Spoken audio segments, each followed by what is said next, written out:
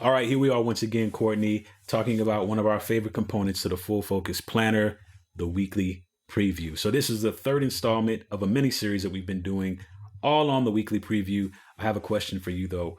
What are we looking at today as we finish this mini series on the weekly preview?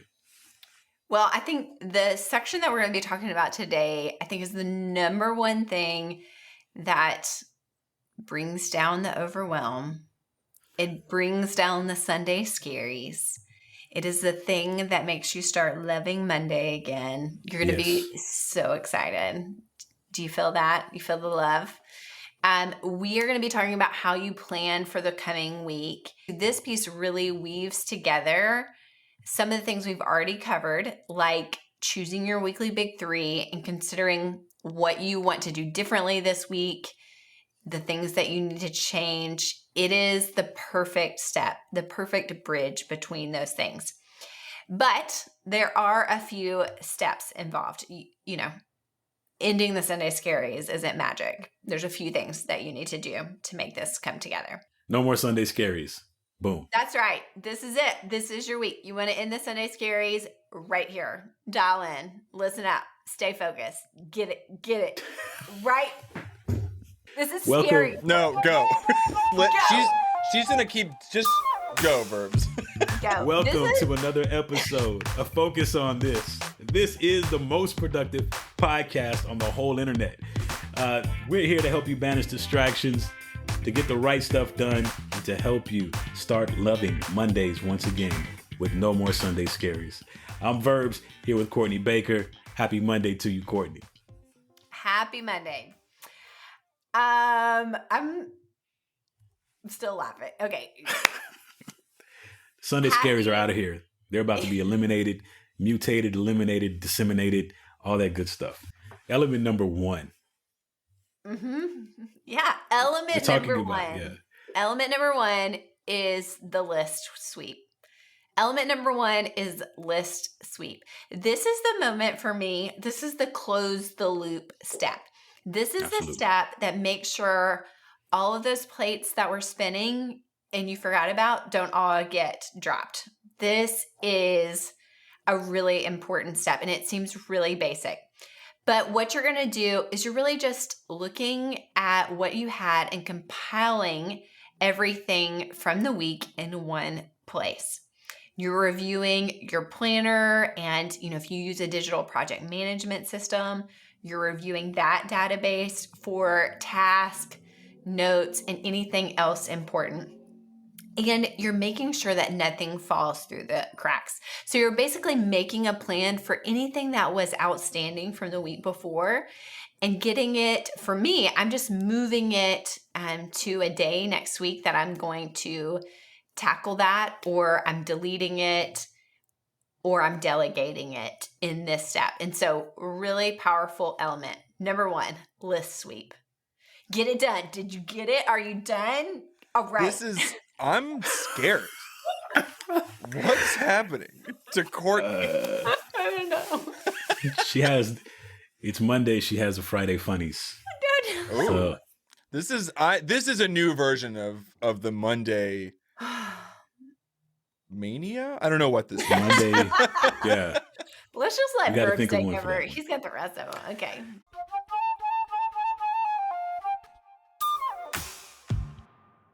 All right. Element number two, rejuvenation.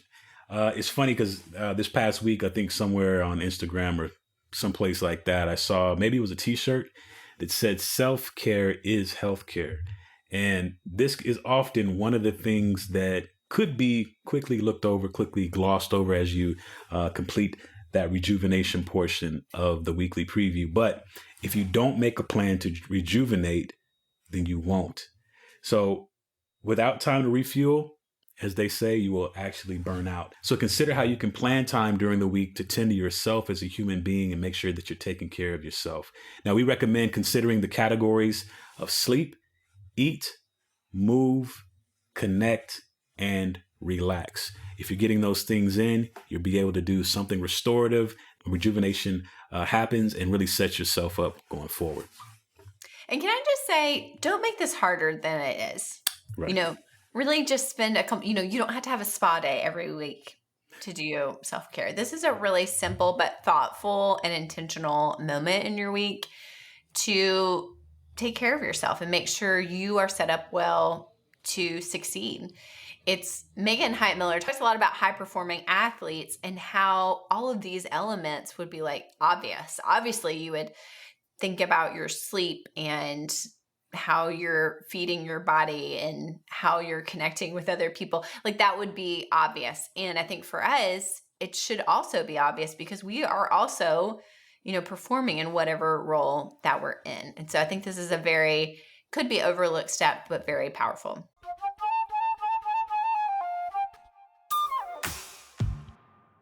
Okay, element number 3, weekly overview. Now, if you're one of those people that on Wednesday morning, you realize that you have a dentist appointment at 8 a.m. and you also have a big presentation at 9:30 at the office, and you have that like gut feeling like, oh, no, not this again. This is the thing that's going to help you. It's a really simple tool, very powerful, especially if you are managing other small people. It is going to give you the confidence going into the week that you've looked ahead, you have awareness for what's coming, you know how to, problem solve around those things like the dentist appointment. You get it moved, the kid that has to be picked up early from school, those meetings that are overlapping each other, whatever it is, this is the time to take care of those loose ends and really make sure that you go into Monday feeling confident that you have a handle on the week ahead. Do you want me to say it matter? What? Oh, yes, I do. Okay. Do it. Guys, this is your weekly preview, and it is the thing.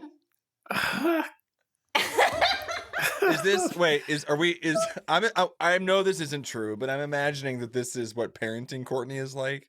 Like her children show up and she's like, listen, clean your room. No, I don't raise my voice. It's actually, you should get scared. I get very eye to eye and like a little growly. Oh. You know what I mean? Like listen. Do you hear me? Yeah. Who put the toilet paper on the floor? Listen carefully.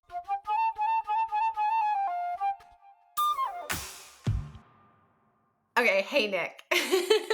Courtney, I'm very excited and also a little scared because I have no idea what's happening right now. Yeah, this is my favorite kind of episode. I want to say it was a few months ago, you kind of randomly gave me a pop quiz on productivity. And I felt like it was only fitting that I return the favor and give you a little pop quiz on goals and resolutions. Okay. Now, I do want to say, for people who didn't hear it or have forgotten, the quiz on productivity included things like, when was the first planner made? It was like the early 20th century. It was very, very obscure knowledge. Well, and I would say so is today's. But I think that you might fare better than, I try to keep it in the same vein as yours. We better hope it's obscure enough that if I fail this, people don't go, he's got to go. All right, so here is your first question. What century did people start setting New Year's resolutions? Ooh. Okay. There's a couple of things. I made it easy because you're just like, what century? Yes, sure. I think you asked me, like, what year did people start using a planner? Well, but I gave you a range. This is tough because part of me thinks we have to keep in mind that a new year is different. Different calendars are different New Years. So we do have to keep that in mind, right? Chinese calendars, Jewish calendars. There's the, Gregorian calendar. Is that what it is? Let's hope. Let's go with that. Let's hope I got that right. So, but I'm going to say that it's associated sort of similar to the planner stuff, and that the idea of achievement is connected to the idea of like capitalism in some way. So I'm going to say that it's I'm going to say the 18th century, in the 1700s. Okay. So I would like to award you, it's honestly kind of a trick question, but I would like to say that you were right. Okay. Would So like let me to tell you, say. I would like to say that you're right. So this is from the good old dictionary, okay? Okay. Merriam-Webster. So they say that New Year's resolutions have existed since the early 19th century and perhaps as far back as the 17th century. And so I think with the 18th century. So I almost said that first one. Well, and I have a few more details on this, which is really interesting. And then I'm going to throw a major curveball in this answer. So not only were people making resolutions 200 years ago, but they were also breaking them and using them as excuses for bad behavior, very much like today. By the way, if you're new to this, listening to this episode, we are not a fan of resolutions. We are a fan of goals. So just keep listening. But as something that I feel like Michael has changed his language on a little bit, it's not that we're opposed to the idea of using New Year's as an opportunity to set new goals. Yeah. Right. Yeah, to get that just fresh that start. A goal is different than a wish. You know, it's interesting that you brought this up because I had a meeting last week and the person that I was on was like, whatever she said, it sounded like she said New Year's resolutions. She was like, oh, but not that I'm like a resolution person. And in my head later, I was like, well, I mean, if it gives you if it gives you motivation for like, working out for 2 weeks, it's not like it hurt you. But then I started to think about it more and I was like, but if you continually do that and just see it as like failure, yeah, this is worthless. And you kind of throw resolutions and goals out the window with it, kind of as the same thing, then actually it is kind of, it's not a good thing actually. Yeah, the ability to keep your word to yourself. And I'm not saying that as somebody who's like batting 1,000 on this idea, but I talk about it with the child as well. It's like, if you can't honor your own desires and your own intents that you've set for yourself, then we've got some work we got to do because you're pretty important to you. I'm going to give you even more context on New Year's resolutions. So going back all the way to the Babylonians, that they reportedly made promises to the gods in the hopes that they would earn good favor in the coming year. So kind of similar structure as a New Year's resolution. Kind of. Right. So, but that was for, similar. It wasn't in the self-actualization zone that we think of them now, but it was, it's a new year. I'm going to do different things. I get it. What's like something I want in this coming year? Just interesting. That's from How Stuff Works. Okay, are you ready for your next question? I'm ready. Okay. What age group? I think you're going to get this one. What age group is most likely to make New Year's resolutions? Whoa. Your confidence around this actually worries me. I think that it is probably, how large is this cohort? Let's break it up into younger than 45 and older than 45. Oh, interesting. I'll give you like the largest possible. Okay, it could be either one. You could say that younger people do because they have their whole life in front of them and they're trying to like craft the experiences in the life they have. And you could also say that people over 45 might, because they've learned enough to know that there's so much that they need to figure out. I'm going to say over 45 actually, and I'm not confident of that.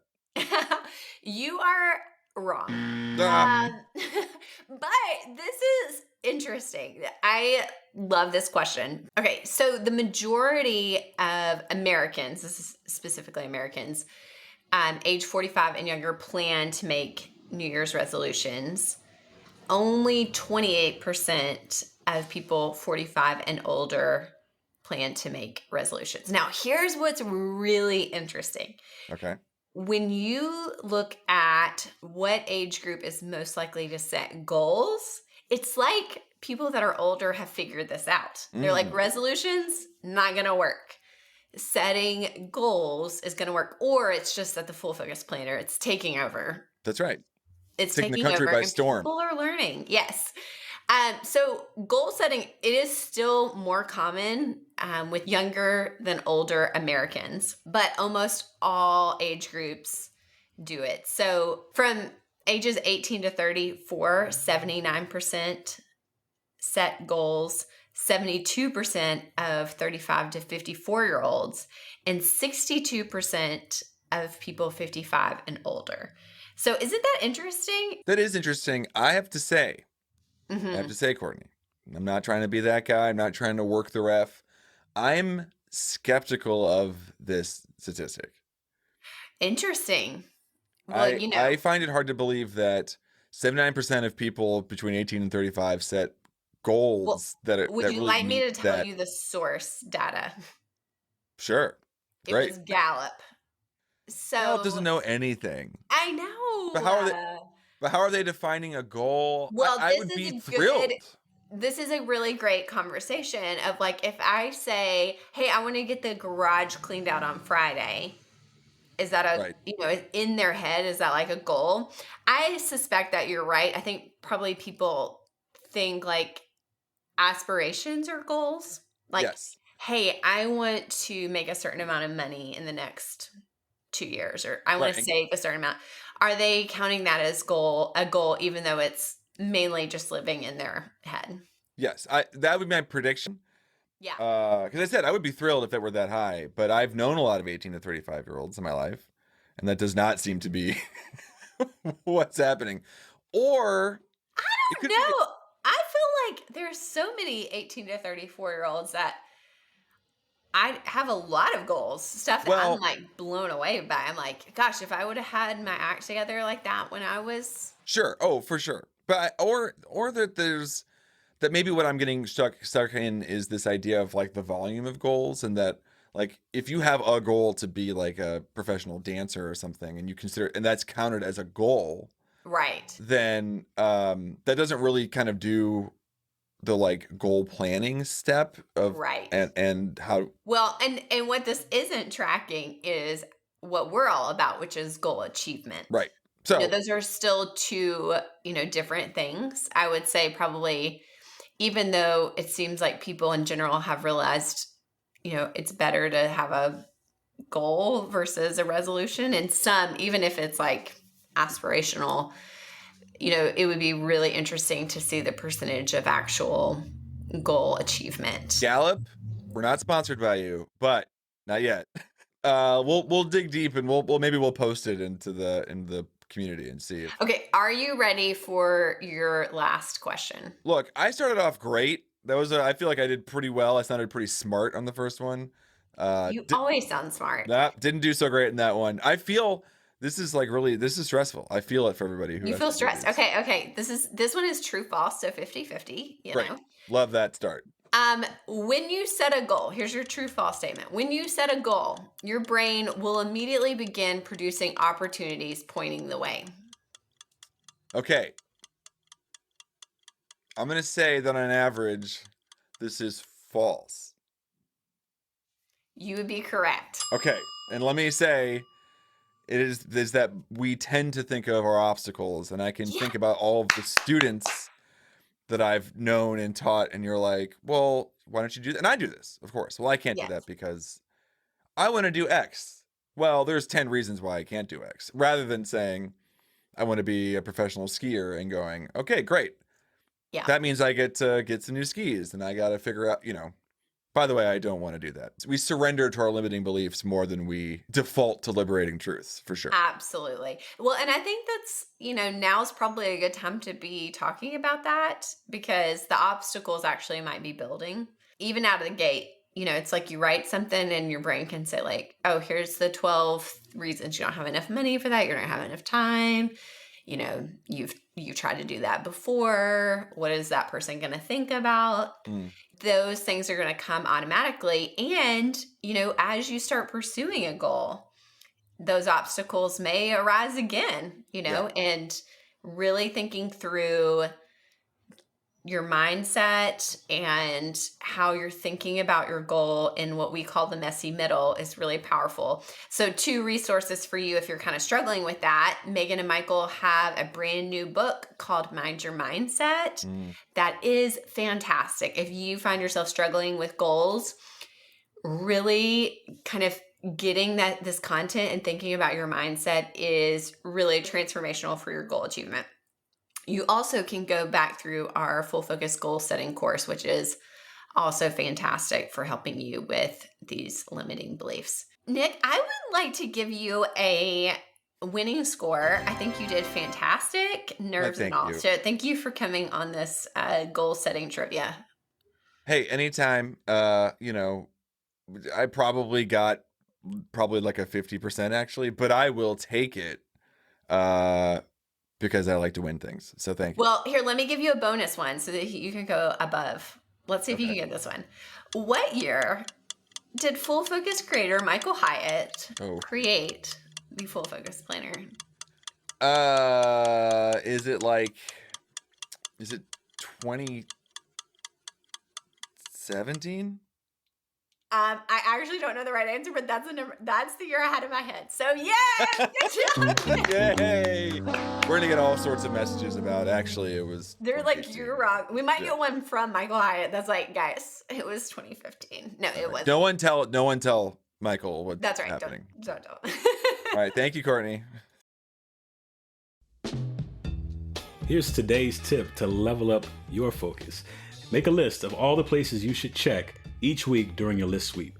Now, your planner is a good place to start. You could have other inboxes or other places that you may stash different task lists, whether it's digital or analog, but make sure you're making that list so you can thoroughly check off those as you see fit. Hey guys, it's Courtney here, Chief Revenue Officer at Full Focus. You know me. You've been listening to this podcast. Nick, Verbs, we love Michael Hyatt and Megan Hyatt Miller. Legitimate. Not just because 100%. They pay us without being paid. I would say the 3 of us, genuinely, some of our favorite people. Fair? Fair indeed. Yes. I'm not obligated to say that. You said it so convincingly. No, they're great. Michael and Megan are great. I've been in their homes. They're great people. Not just great. I mean, they are great. But you know, people ask me, like, are they like what they seem? Like, 1,000%. Absolutely. The people. I have a lot of jokes I want to make, but I won't do it. I need you to be more convincing to the people listening on how awesome these people are, and you're not doing it right now. Did you see that, Verbs? She snapped on me. I need you to be a little more convincing. I got a cramp right here. Okay. Michael and Megan have a brand new book called Mind Your Mindset that came out, and we want to get them on the New York Times bestseller list. And there's one way you do that. You buy their book, Mind Your Mindset. You can get it at Amazon, Barnes & Noble, all the places.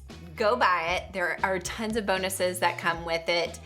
And more importantly, it is going to help you. It's a fantastic book to examine your thinking and how your thinking helps you achieve your goals. I know everybody listening wants more of that. So go check it out. Help us put some of our favorite people on the top of the New York Times bestseller list. Thanks for joining us on Focus on This. This is the most productive podcast on the internet, so share it with your friends. And don't forget to come join us over on the Full Focus Planner community on Facebook. We'll be back next week with another great episode. Until then, stay focused. Stay focused. Stay focused. Nick was literally scared just then.